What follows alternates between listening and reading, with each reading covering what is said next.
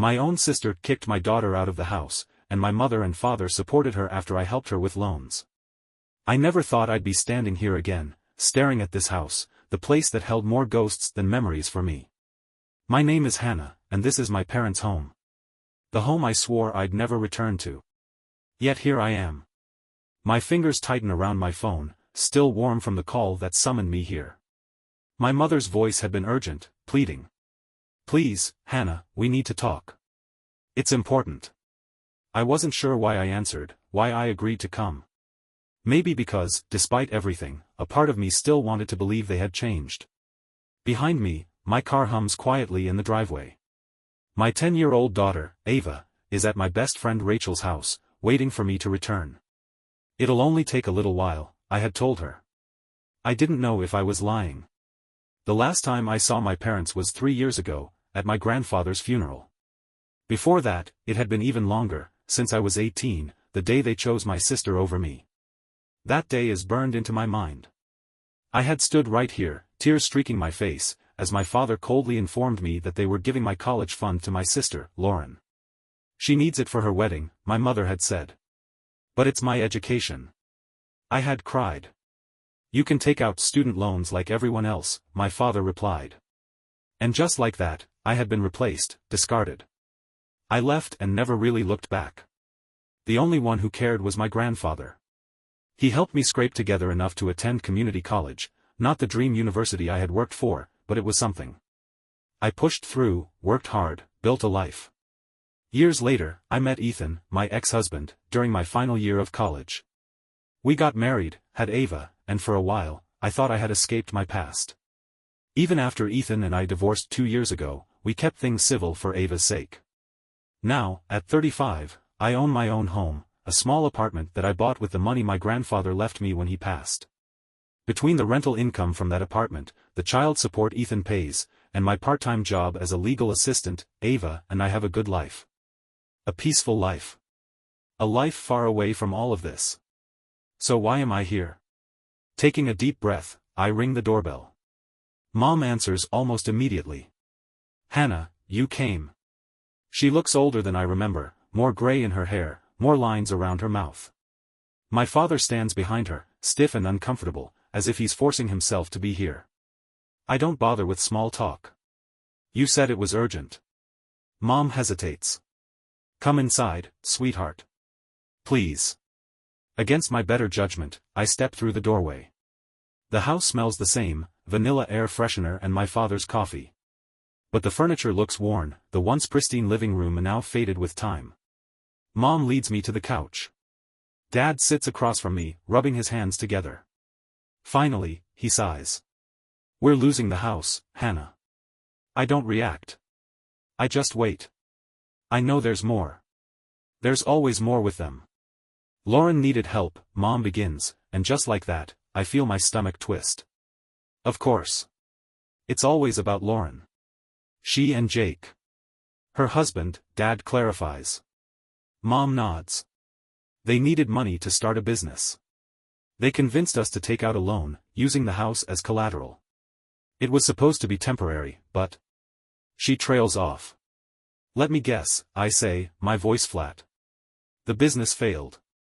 And now the bank is coming for the house. Dad nods slowly. We can't keep up with the payments, Hannah. We don't know what to do. For a second, I can't help it. I laugh. A harsh, humorless sound that makes both of them flinch. So, let me get this straight, I say, crossing my arms. You gave away my college fund to pay for Lauren's wedding. Now you're losing your house because you took out a loan to fund her husband's business. And now, after years of treating me like I didn't exist, you're calling me, because you think I'll save you? You're doing well, Hannah, Mom says quickly, wiping at her eyes. You have a home, a stable job. We wouldn't ask if we weren't desperate. I stare at them. These are the same people who barely acknowledged me at my grandfather's funeral. The same people who never even sent a card when Ava was born. And now they want my help? I'll think about it, I hear myself say. I don't know why. Maybe because, despite it all, I still wanted to believe they could change. Mom lets out a shaky breath, nodding. Thank you, sweetheart. That's all we ask. I leave without another word. As I drive back to Rachel's house, my mind races. If I help them, am I just letting them use me like before? If I don't, am I becoming the cold, heartless person they always made me out to be? By the time I pull into Rachel's driveway, I still don't have an answer. That night, as I tucked Ava into bed, she looked up at me with curious eyes. "Mom, why were you sad when you picked me up?" I forced a smile. "Just thinking about some things, sweetheart." Ava hesitated. "Did you see them?" I knew what she meant. She had seen pictures of my parents before but had never met them. I nodded. "Yeah. I did." Her eyes lit up. "Can I meet them too?" My throat tightened. Of course, she'd want to. She didn't know them like I did. She didn't know what they were capable of. I kissed her forehead. "We'll see, honey." As I lay in bed that night, staring at the ceiling, I knew I had a choice to make. Not just about my parents. But about whether or not I was ready to let my past back into my life. And if I did, would I regret it? A week passed before I made my decision. Rachel thought I was crazy. "Hannah, these people abandoned you. You owe them nothing." Maybe she was right. But a part of me, maybe the part still desperate for closure, wanted to believe this time would be different. So, I called my mother. "I'll help with the loan payments," I said before I could change my mind. "But I'm not just handing you money. I'll move in with Ava. The rental income from my apartment will go toward the payments, and I'll cover the bills. But we need boundaries." The silence on the other end lasted so long, I thought the call had dropped. Then Mom started crying. "Thank you, Hannah. Thank you so much." 2 weeks later, Ava and I moved in. I replaced the broken appliances, bought a new refrigerator with an ice maker Ava loved, a working dishwasher, even a washing machine that didn't sound like it was about to explode. Dad's back problems eased when he no longer had to scrub dishes by hand. Mom, for the first time in years, seemed genuinely happy. For a while, things felt normal. Mom started making breakfast for everyone, filling the kitchen with the smell of coffee and pancakes. She picked Ava up from school, helped her with homework, even taught her how to bake, something I had never had the patience for. Dad, who had switched to part-time work, spent his evenings teaching Ava how to play chess, a game I had never learned. Their matches became a weekly tradition. For the first time in my life, I felt like I was part of a family. And then Lauren came back. I had just gotten home from work when I saw her car in the driveway. Inside, she was sprawled on the couch, her 2 kids, Lucas, 8, and Sophie, 5, watching cartoons on full volume. Lauren barely looked up when I entered. "Oh. You're home." Mom and Dad hovered nearby, anxious and uncomfortable. A familiar pit formed in my stomach. "What's going on?" I asked slowly. Lauren sighed dramatically. "Jake and I split up. It's been rough, Hannah. I didn't know where else to go." "You have an apartment." Her face darkened. I had an apartment. But since someone, she shot a glare at me, stopped helping with the loan payments, I couldn't keep up with rent. I clenched my jaw. "So you just decided to move in?" "I'm family, Hannah," she said, as if that justified everything. Where else was I supposed to go? I turned to my parents. "And you were just going to let this happen? Without even telling me?" Mom had the decency to look guilty. "She has nowhere else to go. She has kids. And I have a child," I snapped. "Who do you think pays for this house? Who pays the bills?" Dad rubbed his forehead. "We're not saying she'll stay forever." Lauren scoffed.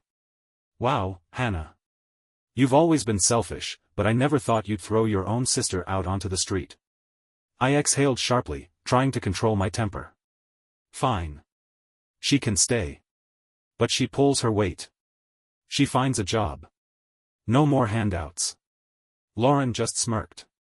"Sure, Hannah. Whatever you say." I should have known then. She had no intention of leaving. The first few weeks were tense. Lauren spent most of her days on the couch, scrolling through her phone, while her kids tore through the house like wild animals. Meanwhile, Ava, who had once been the center of my parents' attention, became invisible.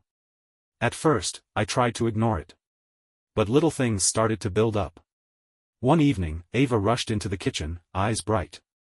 "Grandma, look! I got a 98 on my math test." Mom barely glanced at the paper. "That's nice, honey. Now, go help Sophie with her puzzle." Ava's excitement dimmed, but she nodded and walked away. I gritted my teeth. "You barely even looked." Mom sighed. "Hannah, Ava's older. Lucas and Sophie need more support right now. She's 10. She still needs you." Mom gave me a tired look. "You're overreacting." But I wasn't. Because the same thing kept happening. Ava would ask Dad for a chess match, only for him to wave her off, then spend 2 hours playing catch with Lucas in the backyard. She'd tell Mom about her art project, only for Mom to brush her aside because Sophie wanted cookies. And then, one night, I walked into the living room to find Ava on her knees, scrubbing up a spilled drink while Lucas and Sophie giggled from the couch. Lauren, lounging nearby, didn't even look up from her phone. "What's going on?" I asked sharply. Ava hesitated. "Sophie spilled her juice." "And why are you cleaning it?" Lauren rolled her eyes. "Because she's part of the household, Hannah. She should help out." "Help out?" I repeated. "Or clean up after your kids." Lauren shrugged. "She's not some princess, Hannah. Maybe it's time she learned that." That was the last straw. The argument that followed was ugly. "I work full-time to pay for this house," I yelled. "While you sit on your ass all day. Ava is not your maid." Lauren scoffed. "Oh, here we go. Miss Perfect with her job and her money. Not all of us have it so easy, Hannah." I saw red. "Easy? You think I had it easy? I worked for everything I have while you leeched off Mom and Dad for years." Lauren turned to our parents. "Are you going to let her talk to me like this?" And, of course, they took her side. "Hannah, you need to be more understanding," Mom pleaded. "Lauren is going through a difficult time." "And what about my child?" I demanded. "Does she matter to you at all?" Neither of them answered. They didn't need to. The final blow came a week later. I had to fly to Denver for a last-minute client meeting. It was only for 4 days. Before I left, I sat Ava down. "You call me every night, okay? If you need anything, you call Rachel." She nodded. "I'll be fine, Mom." I wanted to believe her. But on the 4th night, my phone rang. Ava's voice came through, trembling. "Mom. I'm outside." My heart stopped. "What? What do you mean outside?" "Aunt Lauren kicked me out." The world tilted. "Where are you?" "On the front steps." "I only have my phone." I didn't know what to do. Rage. Pure, white-hot rage surged through me. I called Rachel. "Get to my parents' house. Now." Then, I called Lauren. She answered, sounding annoyed. "Oh, did the princess call you?" I didn't even let her finish. I hung up. Then, I called my parents. Mom answered. "Your granddaughter is on the street," I said coldly. "Did you know that?" Silence. Then, Mom sighed. "Maybe it's better this way, Hannah. You and Ava don't really fit here anymore." And just like that, everything became crystal clear.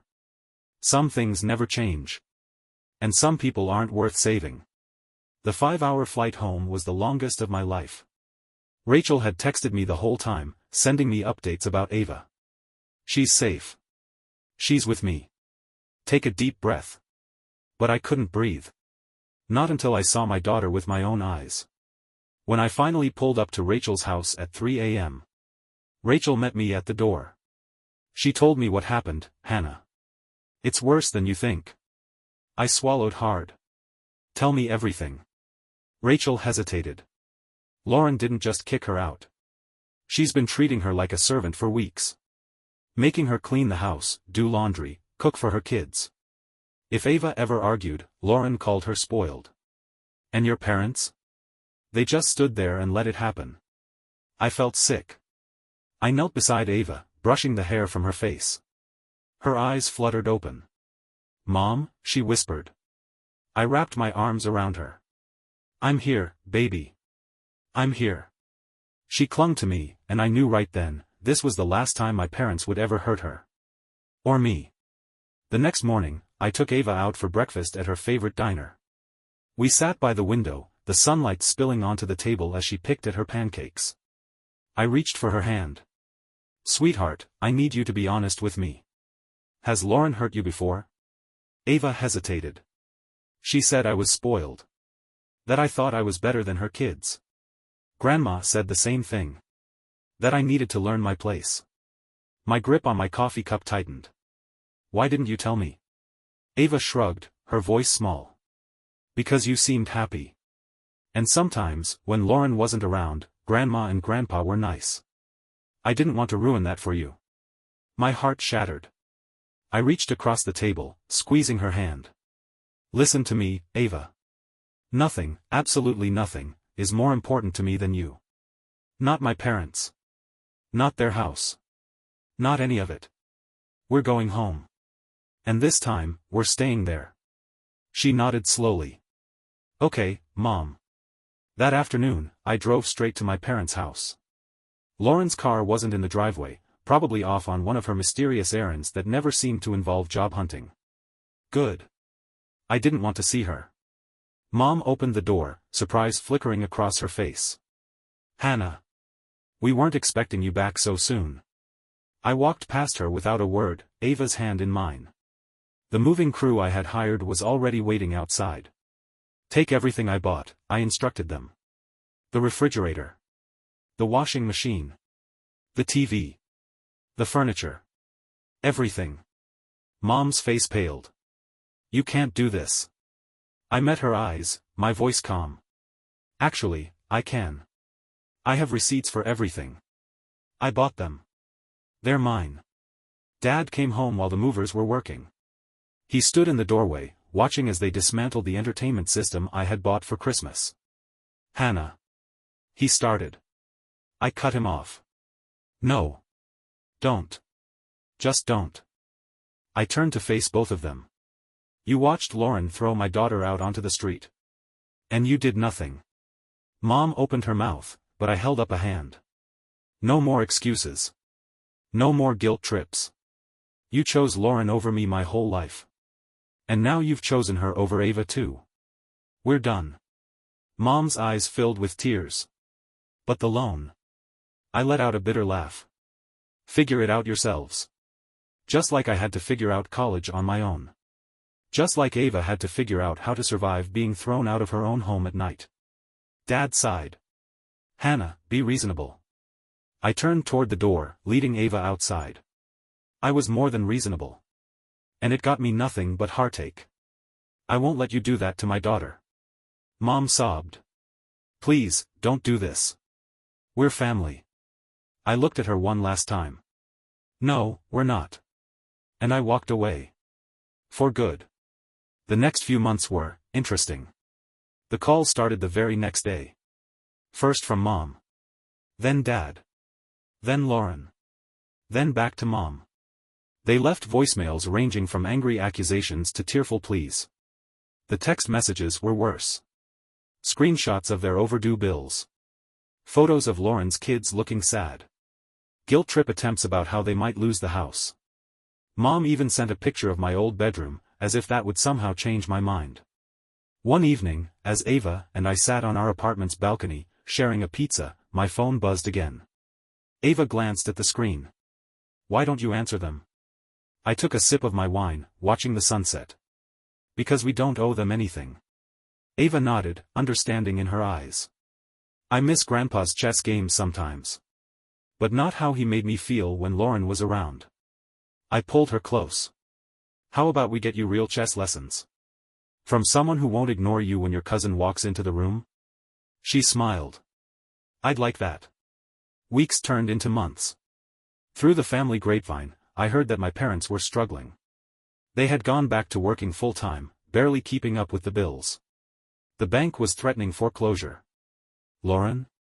Still wasn't working. Still complaining about me to anyone who would listen. I used the money I had been spending on my parents' bills to take Ava on weekend trips instead. We visited theme parks. took hiking trips. Even signed up for cooking classes together. Without the constant drama of my parents' house, I could finally focus on my career, while actually spending quality time with my daughter. Ava's grades improved. She joined the school chess club. She made new friends. Sometimes, I caught her looking at old photos from our time at my parents' house. But she never asked to go back. One Sunday morning, almost a year later, I was making breakfast when Ava wandered into the kitchen, looking thoughtful. "Mom, are you happy now?" I paused, whisking the eggs. Was I happy? Happy that I had finally broken free from a lifetime of being second place? Happy that I had protected Ava? Happy that I had chosen us for the first time in my life? I smiled, meeting her gaze. "Yes, baby. I am. Are you?" Ava grinned, that bright, carefree smile I hadn't seen in years. "Yeah. I like it being just us." That afternoon, I deleted all my parents' numbers from my phone. I kept their voicemails, though, stored in a folder labeled "Never Again." A reminder of why I left. In case I ever started to doubt myself. I later heard through relatives that the bank finally foreclosed on my parents' house. They moved into a small apartment. Lauren found some new guy to mooch off. Sometimes, I wonder if they ever really understood what they did wrong. Or if they're still telling themselves that I'm the selfish one. But honestly, I don't care anymore. Ava and I might be a small family. But we're a real one. And this time, nobody is going to take that away from us. Thank you for watching the video, like it if you watched the video to the end and don't forget to subscribe. Have a nice day.